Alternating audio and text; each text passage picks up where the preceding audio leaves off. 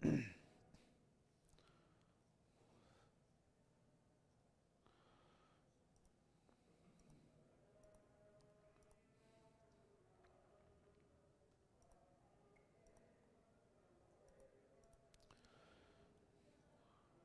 امام طحاوی رحمہ اللہ فرماتے ہیں ما زال بصفاته قدیما قبل خلقه لم يزدد بكونهم شيئا لم يكن قبلهم من صفته وكما كان بصفاته أزليا كذلك لا يزال عليها أبديا، کہ اللہ سبحانہ و تعالی اپنی صفات کے ساتھ ازل سے ہمیشہ ہمیشہ سے قدیم ہے، یعنی هو الاول لیس قبلہ شیء، جس طرح اس کی ذات اول ہے، اس سے پہلے کوئی چیز نہیں ہے، ہر چیز کی ابتدا بعد میں، ہر چیز مخلوق ہے اس کے علاوہ، اور اس ابتدا بھی مخلوق ہے۔ لم یزدد بکونہم شیئا،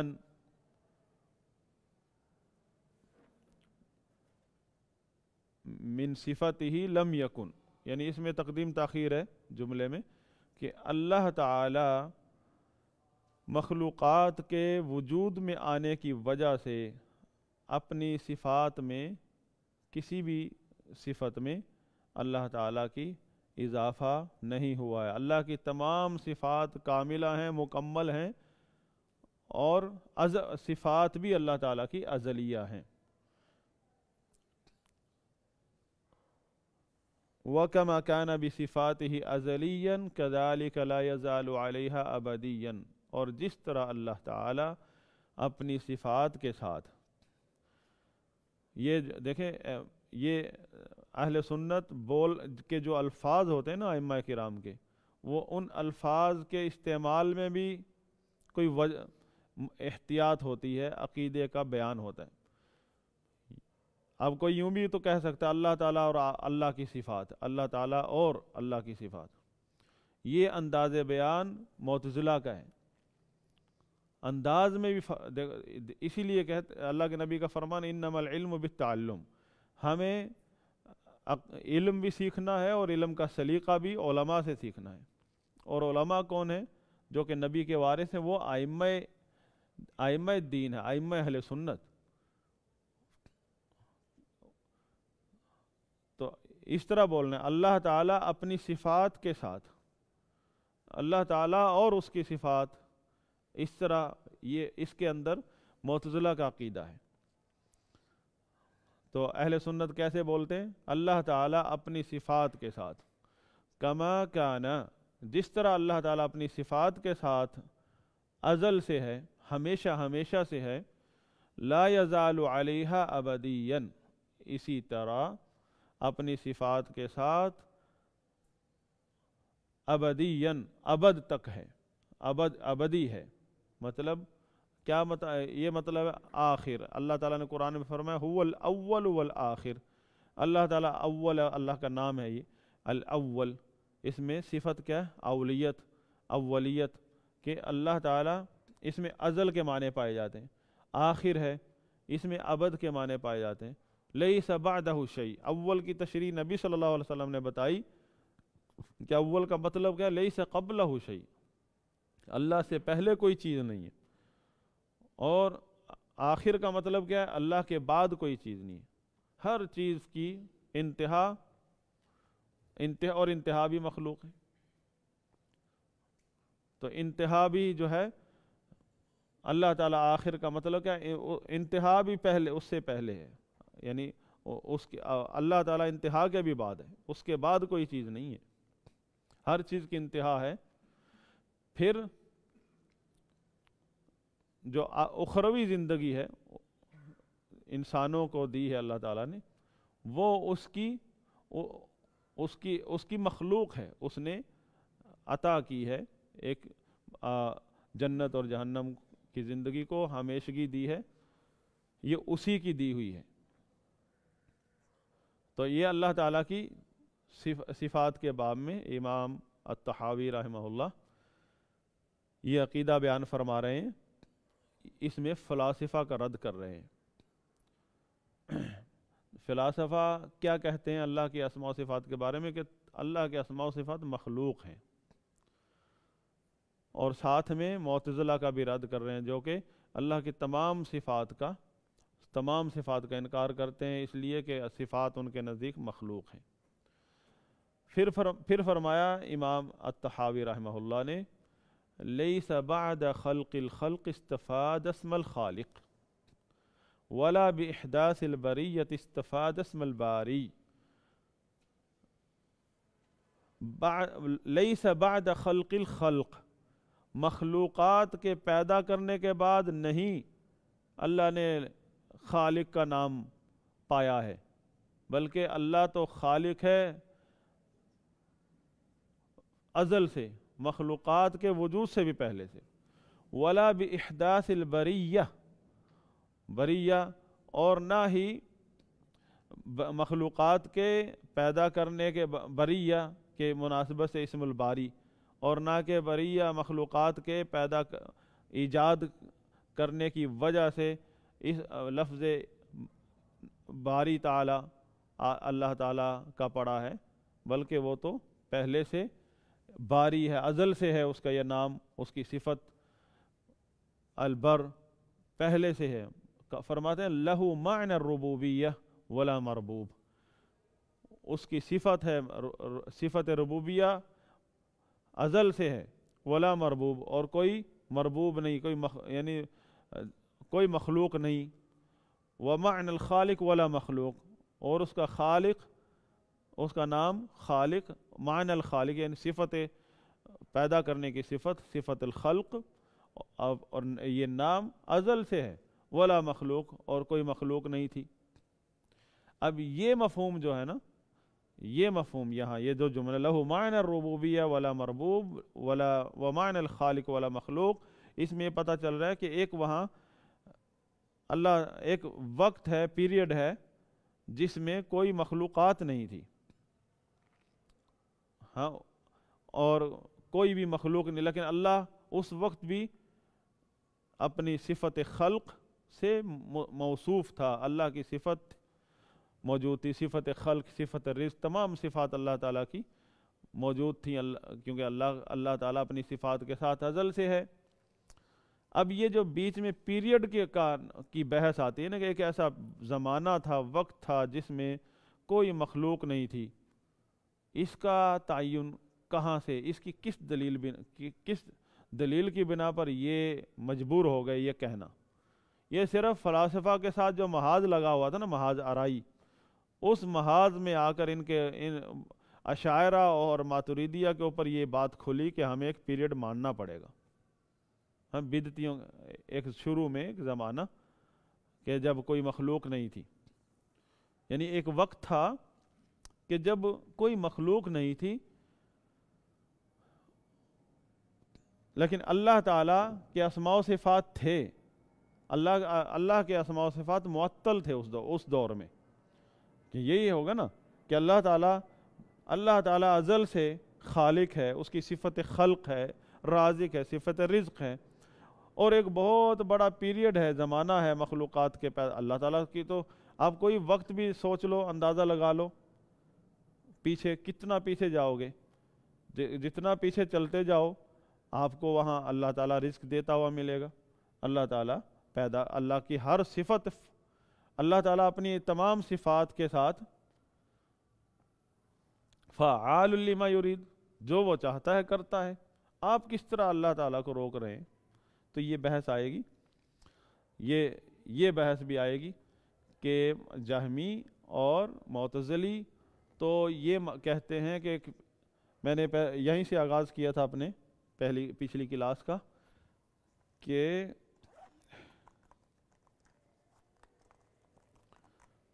یہ تمام اہل سنت یعنی اہل حدیث کے علاوہ جتنے بھی فرقے ہیں وہ مخلوق یا العالم یا مخلوقات کا جو کنسپٹ رکھتے ہیں، ان کے نزدیک کہ اس جہان کی یعنی مخلوقات، تمام مخلوقات، اس کی ایک ابتدا ہے،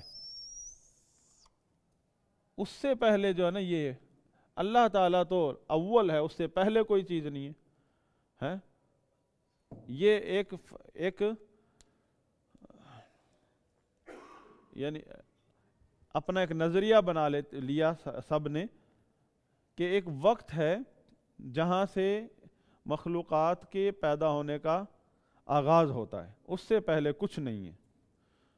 تو اس سے پہلے پھر کتنا عرصہ ہے وہ تو آپ اس کا اندازہ ہی نہیں لگا سکتے. یہ جتنا بھی پیچھے رکھ لو کہ یہ مخلوقات، اور مخلوقات کی تشریح کیا کرتے ہیں؟ مخلوقات کا مطلب ہے یہ جہان جس میں ہم رہتے ہیں. صرف اہل حدیث، اہل سنت، ان کے نزدیک یہ ہے کہ یہ اللہ کے مخلوقات میں سے، جہانوں میں سے ایک جہان ہے. اللہ تعالیٰ تو ازل سے پیچھے پتہ نہیں کتنے جہان ہیں. اللہ تعالیٰ یحیی و یمیت، زندہ کرتا ہے، مارتا ہے، تدبیر کرتا ہے.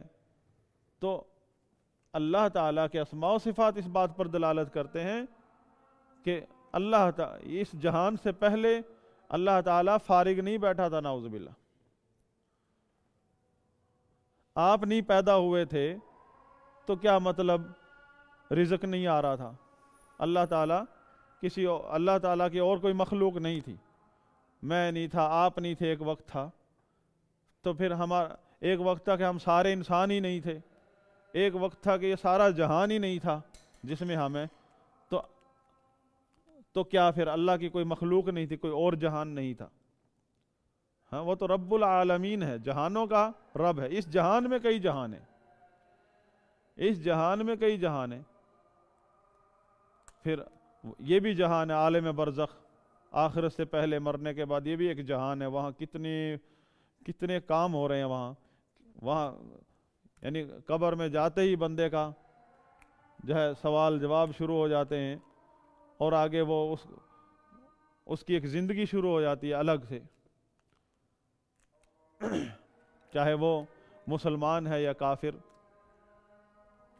ہاں، قرآن میں کیا ذکر کیا فرعون کے بارے میں کہ صبح شام اس کو جہنم کے اوپر پیش کیا جاتا ہے. یعنی اس کی سزا سنائی ہوئی، صبح شام وہ اپنی سزا بھگت رہا ہے، وہ بھی اور اس کی قوم بھی.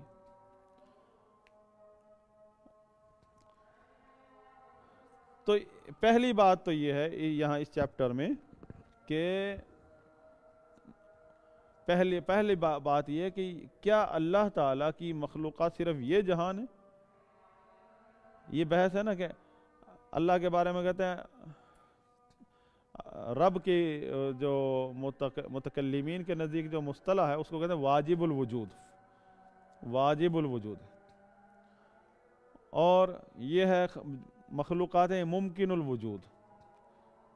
وجود تین قسم کے ہیں، وجود واجب الوجود، ممکن الوجود، ممتنع الوجود. تو ممکن الوجود اگرچہ کچھ عرصہ پہلے نہیں تھا لیکن اب وہ وجود میں ہے، یہ مخلوقات کے اوپر اصطلاح ہے. اور واجب الوجود رب تعالیٰ کے بارے میں متکلمین کی اصطلاح ہے. اور ممتنع الوجود جو ہے وہ کہ جس کا وجود ہی نہیں، آپ سوچ ہی نہیں سکتے جس کے بارے میں. تو یہ کہتے ہیں العالم حادث، کہ یہ عالم جو ہے نا یہ مخلوق حادث مطلب بعد میں پیدا ہوا ہے.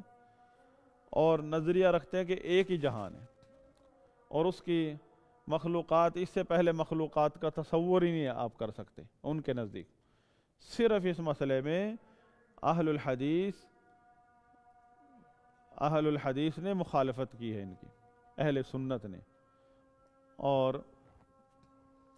کہ اچھا ان کا آپس میں بھی اختلاف ہے. اب ہم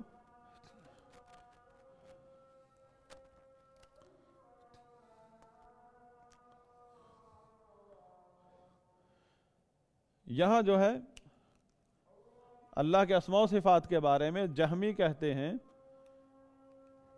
کہ یہ جو پیریڈ تھا جس میں کوئی چیز کا وجود ممکن نہیں تھا، اللہ تعالیٰ کا کوئی نام نہیں تھا، کوئی صفت نہیں تھی. یہ کون کہتا ہے؟ فلاسفہ، جہمی کہتے ہیں. پھر کہتے ہیں جب پہلی مخلوق کا آغاز ہوا تو پھر اللہ تعالیٰ کی صفات کا بھی آغاز ہوا،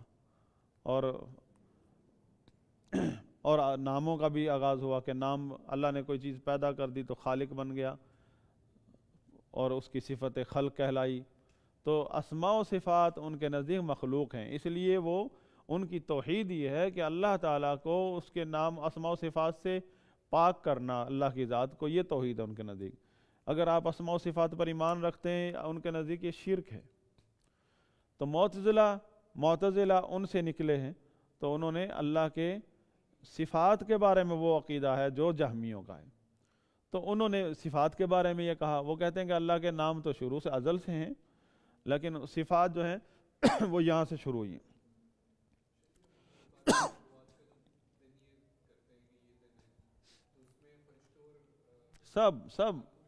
سب مخلوقات میں سب آ گئے، کچھ بھی نہیں تھا. اللہ کے علاوہ جو کچھ بھی ہے وہ مخلوقات ہیں. فرشتے بھی بیچ میں آ گئے. اب آ گئے ہاں، وہ اصل میں وہ کہتے ہیں کہ الامکان الذاتی امتناع الذاتی. یہ بحث امام ابن ابی العز رحمہ اللہ نے ذکر کی ہے اسی چیپٹر میں، کہ پہلے جو نا فعل جو تھا نا، فعل کا نا جو کوئی بھی چیز ایکشن جو ہے وہ امتناع ذاتی تھی، کہ بذات خود ناممکن تھا کسی بھی چیز کا حرکت کرنا. پھر کیا کہتے ہیں؟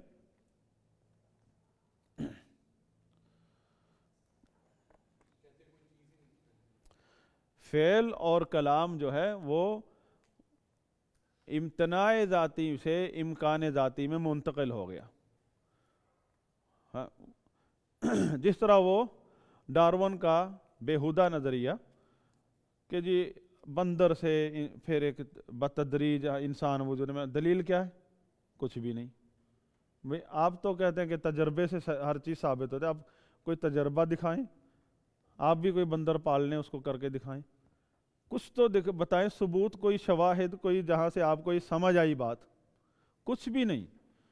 ایک شیخ کا میں درس سن رہا تھا اسی موضوع پر، انہوں نے کہا میں ڈارون کا نظریہ کا رد کرنے بیٹھے تو انہوں نے کہا اگر اس کی صرف ایک ہی وجہ تھی کہ میں نے اس کو کوئی وقت دی، ورنہ یہ اس قابل نہیں ہے کہ اس کو رد بھی کیا جائے.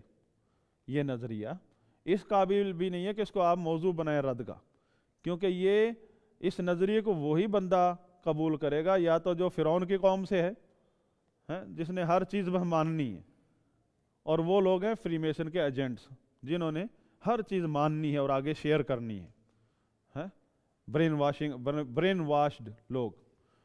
اور یا پھر وہ بالکل جاہل ہے اور ہے تو بہرحال انہوں نے کہا میں نے جب دیکھا کہ یہ نظریہ صہیونیت نے پھیلایا ہے، اور اس نظریے کی بنیاد پھر انہوں نے چند باتیں بتائی، اور جو عالمی جنگ ہوئی تو اس عالمی جنگ کے لیے ڈارون کے نظریے کو جو ہے وہ پروموٹ کیا گیا کہ اس نظریے سے کیا نفسیاتی اور اخلاقی ڈیفیکٹ پیدا ہوتے ہیں انسان کے اندر، وہ پھر انہوں نے بتائے.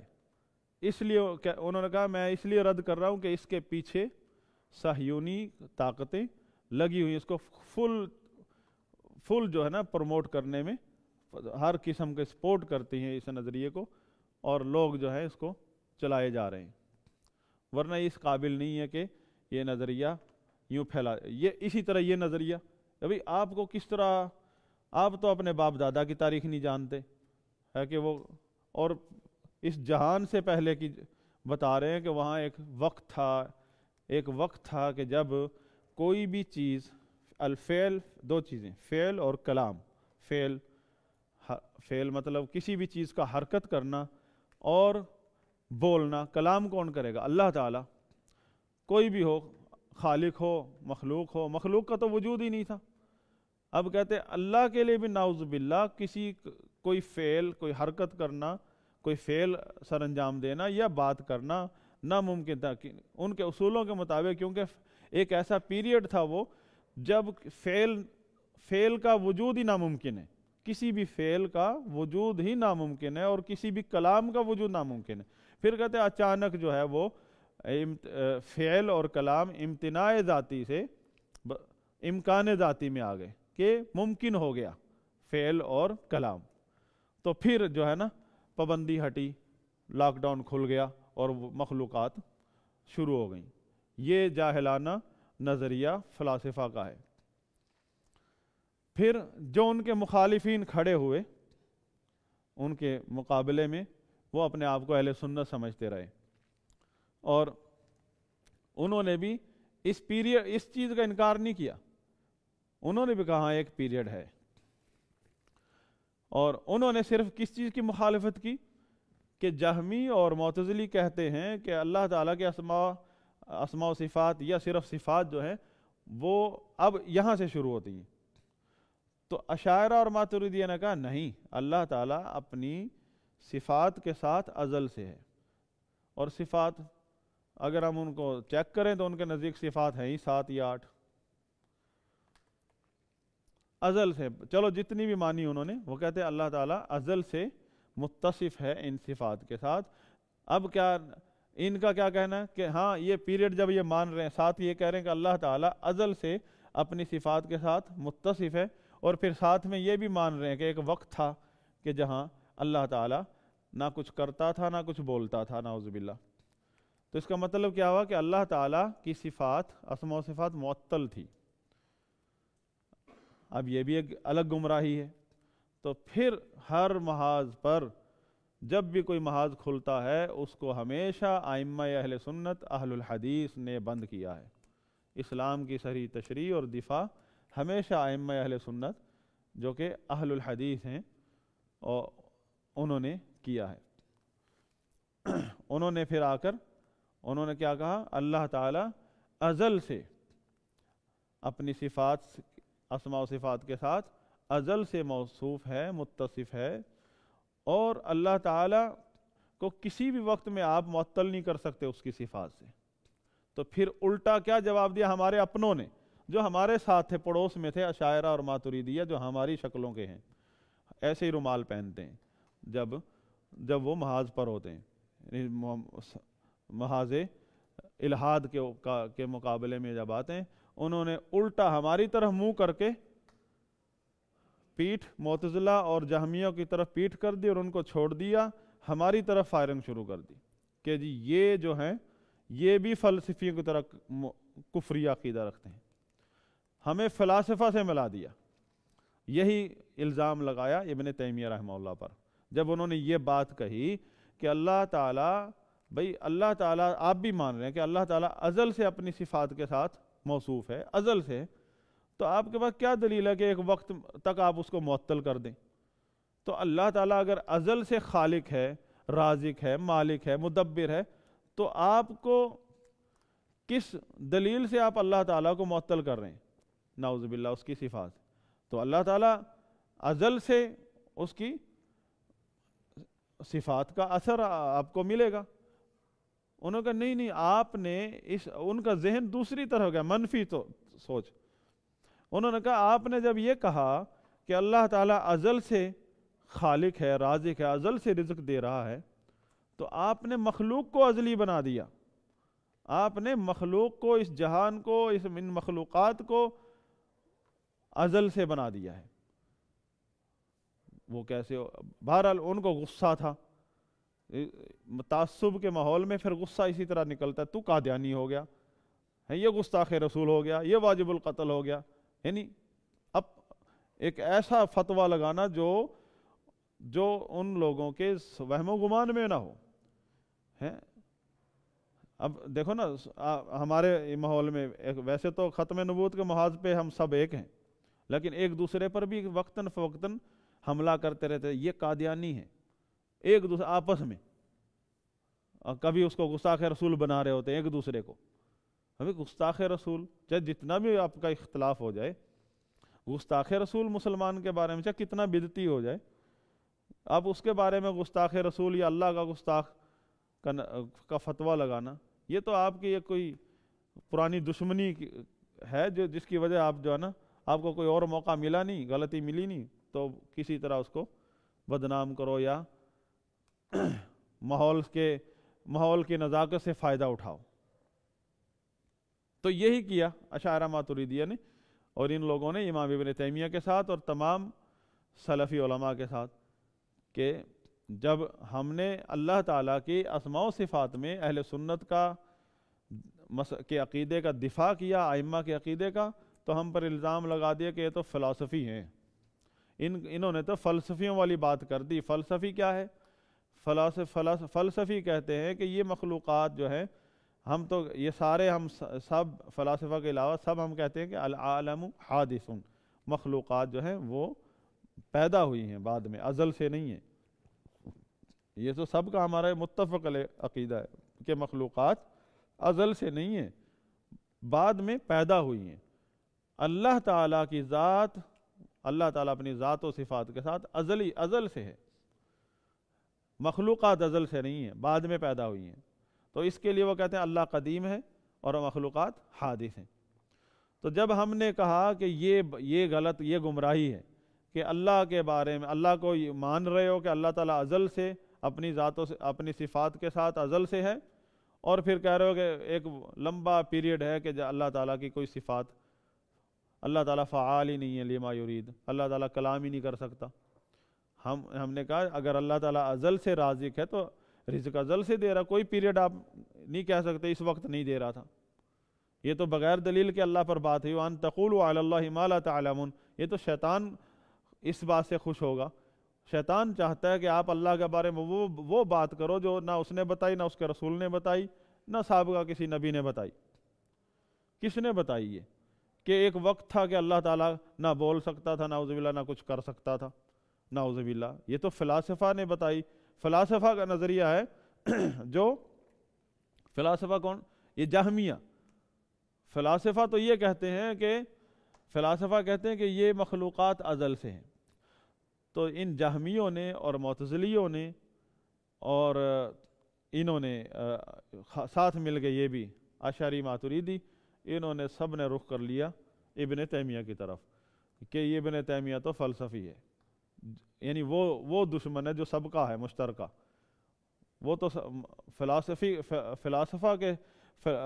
فلاسفہ کے محاذ پر کھڑے تھے سارے۔ معتزلہ اپنے مسلک کے مطابق ان کا رد کر رہے تھے، اور جہمی اپنے مسلک کے مطابق جہمی بھی رد کر رہے ہیں۔ یہ جہمیوں کا نظریہ یہاں سے شروع ہوتا ہے، جہمی بھی، اور اشاعرہ ماتریدیہ بھی رد کر رہے فلاسفہ کا، اور وہیں ہم بھی کھڑے ہیں۔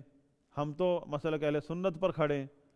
تو جو ہی ہم نے کوئی ایسی بات کر دی جس میں اپنے ساتھ کھڑے ہوئوں کی بھی اصلاح ہوتی ہے، تو فوراً سب نے مل کر رخ ادھر کر دیا، یہ کھڑا فلاسفہ ان کو چھوڑو، اصل تو یہ ہے فلسفی۔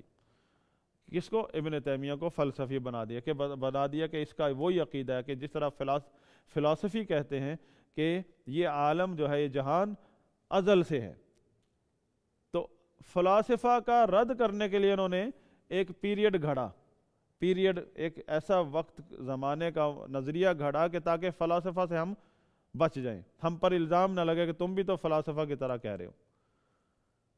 کیونکہ فلاسفہ کہتے ہیں کہ جہان جو ہے نا، وہ اس کی کوئی ابتدا نہیں ہے، اول والآخر والا نظریہ وہ مخلوقات کے بارے میں رکھتے ہیں۔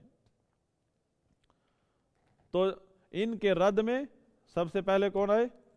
الجہمیہ۔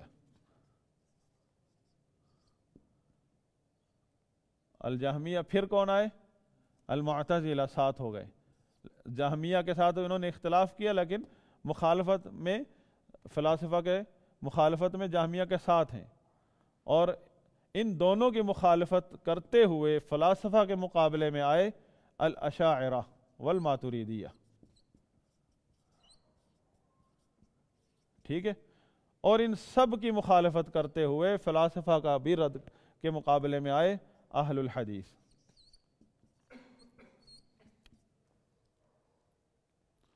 جب اہل حدیث آئے تو ان سب نے اتحاد کر لیا ان کے خلاف، ان کو چھوڑ کے، اور ان پر یہ الزام لگایا تم فلسفی والا نظریہ رکھتے ہو، تم ہمارے ساتھ نہیں ہو۔ اور انہوں نے کس بات پر ان کی مخالفت کی کہ جو تم ان کی ساتھ دے رہے ہو، فلاسفہ کے ساتھ دے رہے ہو، یا معتزلہ، اشاعرہ، ماتریدیہ اور معتزلہ، بلکہ یہ اشاعرہ ماتریدیہ جو ہیں یہ ہم میں سے نکلے ہیں، ان کو سمجھایا کہ تم ان جہمیوں اور معتزلہ کا ساتھ دے رہے ہو اس پیریڈ کے نظریے میں۔ یہ جو انہوں نے نظریہ بنایا کہ ایک وقت ہے مخلوقات سے پہلے جس میں اللہ تعالیٰ نہ کچھ کر سکتا ہے نہ بول سکتا ہے، نعوذ باللہ، ان کو سمجھایا۔ یہ کثرت میں ہیں، اشاعرہ، ماتریدیہ، شافعی ہیں، حنفی ہیں، یہ ہم میں سے ہیں، ہم میں سے نکلے ہیں۔ ان میں محدث بھی ہے، ان میں فقیہ بھی ہے، کوئی حنفی ہے، کوئی شافعی ہے، کوئی مالکی۔ حنابلہ نہ ہونے کے برابر ہے ان میں۔ حنابلہ ہمیشہ اہل الحدیث کی صفوں میں کھڑے رہے، ہمیشہ اہل الحدیث میں شمار ہوئے، اور مالکیہ بھی ہیں، یہاں بھی مالکی بھی ہیں، حنفی بھی ہیں، شافعی بھی ہیں جو صحیح اہل سنت ہیں، لیکن یہاں کثرت جو ہے اشاعرہ ماتریدیہ میں، جو وہاں بھی حنفی شافعی ہیں۔ تو انہوں نے اپنوں کو کبھی تم تو ہماری اصول بات سمجھتے ہو، ان کو سمجھانے کی کوشش کی کہ یہ جو نظریہ تم نے بنایا نا، یہ جہمیوں کی تائید کر رہے ہو اس بات میں، یہ نظریہ اللہ کی شان کے خلاف ہے۔ تو انہوں نے ان کو بھی ساتھ ملا لیا، ان کو بولا کہ دیکھو ہمارے پیچھے کھڑے ہیں فلسفی۔ تو ہاں، ابن تیمیہ پر سب سے پہلے فتویٰ لگایا کہ ابن تیمیہ کون ہے؟ ابن تیمیہ صحابہ، تابعین، تبع تابعین، ائمہ کے بعد جانشین سلف ہے، جانشین سلف صالحین اہل سنت ہے، کہ جس نے تمام ائمہ کے مسلک کو زندہ کیا، مجدد ہے اور دفاع کیا ہے اس ایک ایک بات کا، اور تمام اہل سنت حنفی، شافعی، مالکیوں کو ائمہ یا احناف، شوافع، مالکی اور پھر تبع تابعین، تابعین، صحابہ کا راستہ دکھایا ہے۔ تو اپنوں میں سے ہی ہمیشہ پھر مخالفت کرتے ہیں۔ ابن تیمیہ پر یہ الزام لگا دیا، کس بات پر الزام لگایا یہ یاد ہے آپ کو؟ اور کیا الزام لگایا؟ اب یہ سوال ہے، آپ نے جواب دینا ہے۔ ابن تیمیہ رحمہ اللہ پر کیا الزام لگایا اپنی صفوں میں سے لوگوں نے جو اہل سنت کے لباس میں ہیں، اور کس بات پر الزام لگایا بتائیے؟ کیا الزام کیا کہ وہ فلسفیوں کے ساتھ ہیں؟ کیا فلسفیوں کے ساتھ کس نظریے میں؟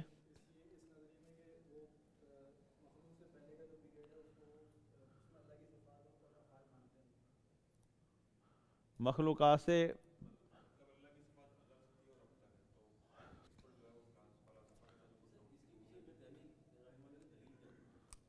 اللہ تعالیٰ کی اسماء و صفات کے بارے میں جو کہ هو الاول والآخر، کہ اللہ تعالیٰ اپنی صفات کے ساتھ ازل سے، جیسے امام ابن تیمیہ رحمہ اللہ نے بھی آغاز یہیں سے کیا کہ اللہ کی صفات کے بارے میں جو یہ عقیدہ ہے ہمارا، اس کی کیا دلیل ہے؟ اللہ کی صفات کے بارے میں کہ اللہ تعالیٰ اپنی تمام جملہ صفات کے ساتھ ازل سے ہے، جس طرح اس کی ذات ازلی ہے، اس کی صفات تمام صفات ازلیہ ہیں، یہ دلیل ہے۔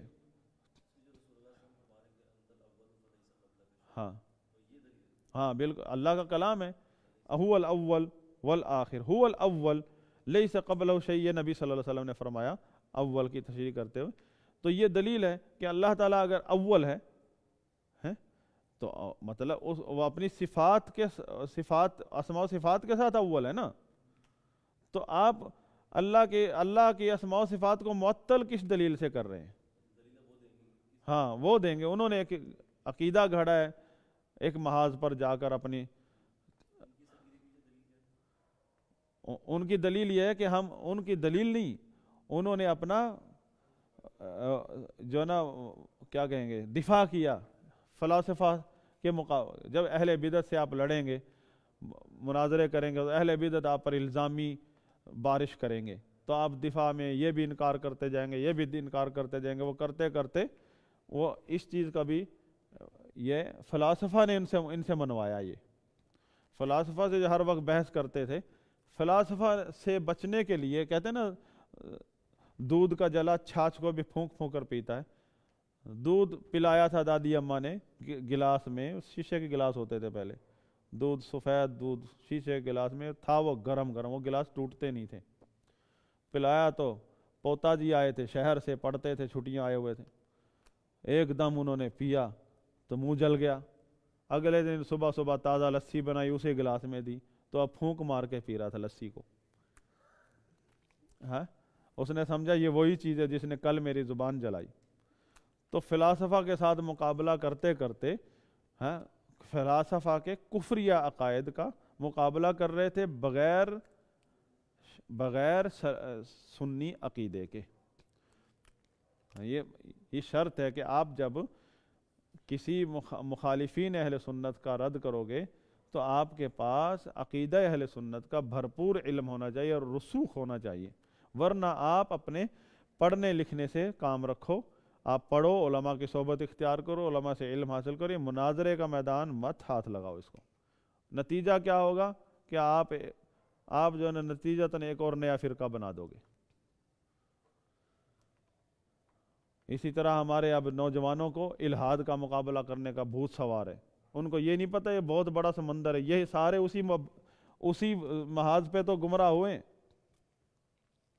یہ الحاد کا ہی تو چیپٹر ہے، یہ الحاد والی لائن ہے، یہ اوپر یہ بارڈر ہے، فلاسفہ کھڑے ہیں وہاں ہتھیار لے کر، اور وہ کہہ رہے ہیں کہ کوئی یعنی یہ مخلوقات ازل سے ہیں اور ابد تک ہیں، تو ان کے مقابلے میں سب سے پہلے جہمی پہنچے کہ ہم ہیرو بنتے ہیں کہ ہم نے اسلام کا دفاع کیا تھا۔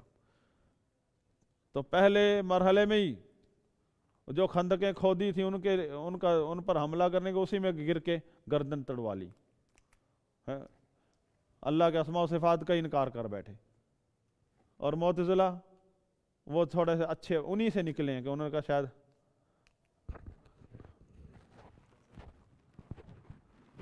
دیکھیں آپ، اور معتزلہ جو ہے وہ بھی انہی کے نقش قدم پر ہیں، صرف اللہ کے ناموں کا اس بات کر کے صفات کے بارے میں وہی نظریہ ہے جو جہمیوں کا ہے۔ تو کہتے ہیں اللہ عالم ہے بغیر علم کے، قادر ہے بغیر قدرت کے، خالق ہے بغیر خلق۔ اشاعرہ والماتریدیہ بھی انہی سے نکلے ہیں، معتزلہ سے نکلے ہیں۔ معتزلہ میں بھی سارے حنفی شافعی ہیں، معتزلہ میں بھی سارے چوٹی کے حنفی شافعی ہیں۔ تو خاندان ایک ہی تھا، یعنی تو وہاں سے نکلے، کو تھوڑا سا احساس پیدا ہوا کہ ہم آگے نکل چکے ہیں تو پیچھے ہٹے، لیکن سیدھے وہاں نہیں آئے جو جس مسلک سے آغاز ہوا تھا سب کا، وہ ہے مسلک اہل سنہ اہل الحدیث۔ یعنی اہل الحدیث سے مراد کوئی تنظیم نہیں ہے، اہل الحدیث سے مراد اہل الحدیث، مسلک اہل سنت کا نام مسلک اہل حدیث کیوں پڑا ہے؟ کیونکہ جب یہ طوفان اٹھا الحاد کا اور گمراہیوں کا، اس وقت جو ائمہ کرام ثابت قدم رہے ہیں اور جنہوں نے 100% صحیح دفاع کیا اسلام کا، وہ محدثین ہیں، وہ ائمہ حدیث ہیں، اہل الحدیث ائمہ حدیث کو کہا جاتا ہے۔ اور پھر مسلک اہل سنت کو ان کی وجہ سے مسلک اہل حدیث کہا جاتا ہے، عوام الناس کو بھی، کہ جو عوام الناس ائمہ حدیث اہل الحدیث جیسے احمد بن حنبل اور اس طرح کے ائمہ جو ہیں ان کے نقش قدم پر ہیں، وہ ہیں اہل سنت۔ لہذا اہل سنت کی دلیل یہ ہوا، پہچان یہ ہوا، جو اہل حدیث کے طریقے پر ہوگا، یعنی ائمہ حدیث کے طریقے پر ہوگا، وہ اہل سنت ہے، ورنہ اشعری ماتریدی ہے۔ اور وہ اہل الحدیث میں بھی سارے حنفی شافعی مالکی ہوتے تھے علماء، عوام الناس کبھی بھی شافعی حنفی مالکی نہیں کہلاتی، علماء ہوتے ہیں حنفی شافعی مالکی، کیونکہ یہ ایک مقام ہے، لیول ہے عالم کا، جب وہ درجہ اجتہاد تک پہنچ جاتا ہے تو وہ مجتہد ہوتا ہے، لیکن اس کو کسی یہ مذاہب اربعہ جو اہل سنت کے مذاہب اربعہ ہیں ان میں سے کسی بھی مذہب کے اصول کی موافقت کی وجہ سے اس کا لقب پڑ جاتا ہے کہ یہ حنفی ہے، یہ شافعی ہے، یہ مالک، ورنہ سب یہ مجتہدین علماء ہیں اور کتاب و سنت سے ہی استدلال لیتے ہیں. ان کے اصولوں کی وجہ سے، اصول استدلال کی وجہ سے ان کو حنفی، شافعی، مالکی کہا جاتا ہے. یہ وہ لوگ علماء ہیں جو مجتہدین ہیں، اور ان کے اوپر یہ الزام لگانا کہ یہ کسی کا حنفی ہونا مطلب وہ مقلد حنفی یا شافعی یا مالکی امام کوئی بھی ہے وہ مجتہد ہے. مجتہد تو مقلد کی تقسیم ہے نا، ایک مجتہد ہے، ایک متبع ہے، ایک مقلد ہے. تو مقلد عامی ہوتا ہے، عالم مقلد نہیں ہوتا. اور عامی کا مسلک عالم کا ہوتا ہے. عالم حنفی ہو سکتا ہے، شافعی ہو سکتا ہے، عامی نہ حنفی ہو سکتا ہے نہ شافعی. اس کا مسلک وہ جس عالم سے اس نے مسئلہ پوچھا، اس مسئلے میں اس کی رائے. یعنی عامی کو یہ اختیار نہیں ہے کہ وہ کہے میں حنفی ہوں، میں شافعی ہوں. علماء ہوتے ہیں. تو دونوں طرف افراد تفریق. ایک طرف کیا ہے کہ وہ عامی کو کہہ رہے ہیں یہ سب حنفی ہو، واجب ہے تم پر حنفی بننا، اور دوسری طرف کہہ رہے ہیں کہ کوئی عالم حنفی ہو ہی نہیں سکتا ہے. تو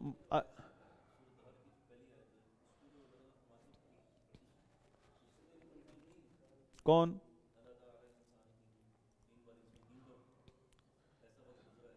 یہ نہیں کنفیوز ان کو فلاسفہ نے کیا ہے، کنفیوز وہاں سے ہوئے. تو اب ہم کہاں تھے؟ اہل الحدیث پر الٹا انہوں نے اہل الحدیث پر فتویٰ بازی شروع کر دی کہ اہل الحدیث نے جب دفاع کیا اسماء و صفات کے چیپٹر میں عقیدہ اہل سنت کا، اور کہا کہ اللہ تعالی هو الاول، اللہ تعالیٰ اپنی ذات و صفات کے ساتھ ازل سے ہے، تو آپ کس طرح کہتے ہو کہ ایک وقت تھا کہ اللہ تعالیٰ کی تمام صفات، اسماء و صفات معطل تھی، نہ کچھ کر سکتا تھا اللہ تعالیٰ، نہ کچھ بول سکتا تھا، نعوذ باللہ. آپ بھی ان کی تائید کر رہے ہو. ان کو کہا تو انہوں نے الٹا الزام لگا دیا تم فلاسفہ والی بات کر رہے ہو. انہوں نے کیا کہا؟ تم نے وہ بات کر دی جو فلاسفہ کہتے ہیں. فلاسفہ کیا کہتے ہیں؟ فلاسفہ کہتے ہیں مخلوقات ازلی ہے. اور کب کہا اہل الحدیث نے، کب ابن تیمیہ رحمہ اللہ نے کہا کہ مخلوق ازل سے، ہر مخلوق سے پہلے عدم ہے، اس سے پہلے کوئی اور مخلوق ہے، اس سے پہلے کوئی اور مخلوق ہے. کوئی بھی مخلوق ایسی نہیں ہے کہ جو ہر مخلوق کا ابتدا ہے اور ایک انتہا ہے. حتیٰ کہ یہ جہان بھی اس کی ابتدا اور اس کی انتہا ہے. لیکن انہوں نے انصاف سے کام نہیں لیا، الٹا الزام لگا دیا ابن تیمیہ پر. تو یہاں وہ جہلمی بچہ جو ہے اس کو